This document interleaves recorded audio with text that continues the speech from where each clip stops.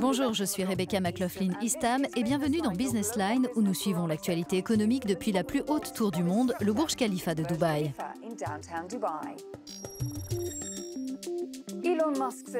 Tesla semble être à un tournant en ce début d'année. Le fabricant américain de voitures électriques a livré 112 000 véhicules au dernier trimestre l'an dernier, un record, et vient de lancer sa production dans une nouvelle usine près de Shanghai. Mais il devra relever des défis dans les prochains mois, dans un contexte de vigilance accrue à l'égard de son système de pilotage automatique, après 3 accidents mortels impliquant l'entreprise aux États-Unis.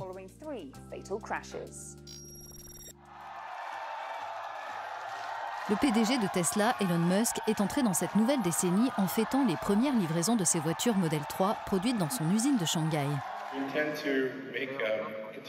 Nous avons l'intention de procéder encore à des investissements importants et même encore plus importants en Chine en faisant fabriquer le Model 3, mais aussi le Model Y et de futurs modèles dans ce pays.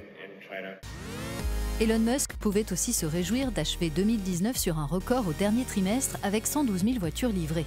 Les livraisons ont ainsi dépassé les 367 000 véhicules sur l'année, un chiffre en hausse de 50% par rapport à 2018.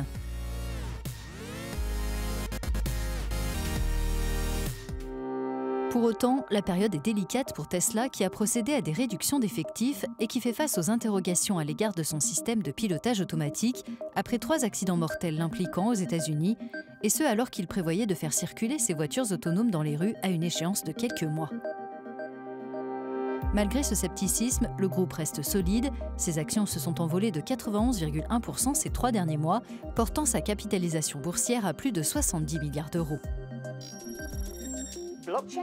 La technologie blockchain transforme les méthodes de travail des entreprises et les modèles de financement à tous les niveaux. Le promoteur immobilier britannique Brickcoin estime que sa crypto-monnaie du même nom, qui est adossée à des actifs, peut répondre à la crise du logement social dans ce pays et faciliter l'accès aux liquidités dans l'immobilier, tout en générant de meilleurs profits.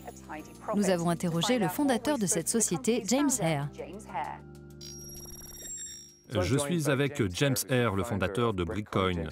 James, merci beaucoup. Merci James. L'idée de Brickcoin m'est venue de la passion que j'ai toujours eue pour la promotion immobilière. Et au tout début de la blockchain, je me suis posé une question très simple. Peut-on utiliser cette technologie dans l'immobilier ? Et la réponse a été clairement oui. Et effectivement, le problème économique le plus urgent au Royaume-Uni, c'est la crise du logement social. Et je me suis dit qu'on pouvait y répondre en utilisant cette technologie et en créant une communauté à partir de ce concept. On peut peut-être expliquer la crise du logement social ? C'est notre crise numéro 1 au Royaume-Uni. Il y a 1,8 million de personnes qui attendent d'avoir un logement et leur nombre augmente tous les jours. On a besoin de construire plus de 3 millions de logements sur les 20 prochaines années. Et actuellement, on n'en livre qu'une petite partie. Si on se place du côté des investisseurs, à quoi peuvent-ils s'attendre s'ils décident d'investir dans Brickcoin ? La première chose importante, c'est que notre crypto-monnaie est adossée à des actifs. Ce qui veut dire que pour chaque projet que nous construisons, nous en conservons la propriété. Quand les logements sont construits, nous en donnons les clés aux autorités locales pour une période de 50 ans. En échange d'un bail, comme je l'ai dit, nous restons propriétaires. Deuxièmement, nous faisons des profits intéressants comme n'importe quel promoteur privé. Et troisièmement, il y a des gens qui veulent conserver leur crypto-monnaie Brickcoin et le marché en général veut la vendre et l'acheter en estimant sa valeur future, étant donné que nous sommes une société immobilière qui se développe vite dans l'ensemble. Quand on achète une unité Brickcoin, est-ce que ça correspond à une seule brique ? Non, je crois que le principe, c'est que vous obtenez une exposition à ce que nous faisons en tant que société immobilière privée. En réalité, diviser notre activité en briques individuelles, étant donné l'échelle sur laquelle nous voulons travailler, si nous voulons vraiment avoir une chance de contribuer à résoudre ce problème d'ampleur, c'est une chose. Il y a d'autres projets qui s'appuient sur la blockchain et qui essaient de faire cela. Mais nous voulons que notre communauté bénéficie de tout ce que nous faisons dans notre domaine et qu'elle ne récupère pas uniquement une brique donnée d'une propriété donnée. Votre société est enregistrée au Royaume-Uni, mais implantée ici, à Dubaï. Quels sont les avantages à lancer une activité en étant installé à Dubaï? C'est parce qu'il s'agit d'un hub. Je vis à Dubaï depuis 22 ans. Je me sens vraiment chez moi ici. J'aime cette ville, le niveau de sécurité et le fait d'avoir l'impression de vivre en communauté.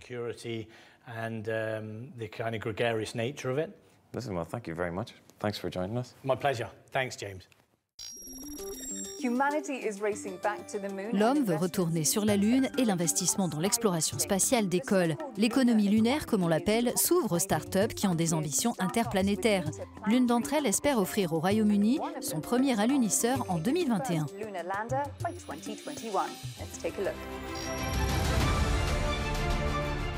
Territoire longtemps réservé au gouvernement et au complexe militaro-industriel, l'exploration spatiale ouvrira dans les années 2020 un monde d'opportunités pour le secteur privé. La start-up britannique SpaceBeat a, elle, le regard tourné vers la Lune. Notre entreprise a 5 ans. Nous avons travaillé dans la discrétion pendant quelques années et à présent, il est temps pour nous de présenter nos 2 formidables projets. Un rover lunaire et un alunisseur. Ce dernier est en fait le tout premier à pouvoir redécoller puis se poser de nouveau dans différents endroits de la Lune. Nous développons tout cela au Royaume-Uni et nous emmènerons notre Spider, notre rover qui ressemble à une araignée, pour le tester aux Émirats arabes unis ce printemps. Le premier lancement de ce Spider lunaire interviendra en 2021. Mais avec les dépenses colossales en recherche et développement qui sont nécessaires, ce domaine est-il commercialement viable pour une start-up ? D'un point de vue commercial, c'est très intéressant. Nous avons foi dans l'économie lunaire, dans nos projets, dans l'extraction de ressources minérales sur la Lune, dans un avenir tout aussi proche.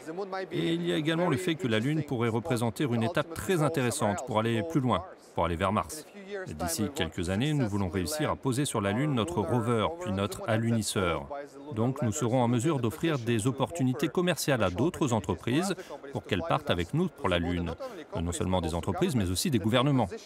Nous deviendrons ainsi une entreprise de premier plan dans l'aérospatiale et l'une des entreprises capables d'emporter des charges utiles sur la Lune.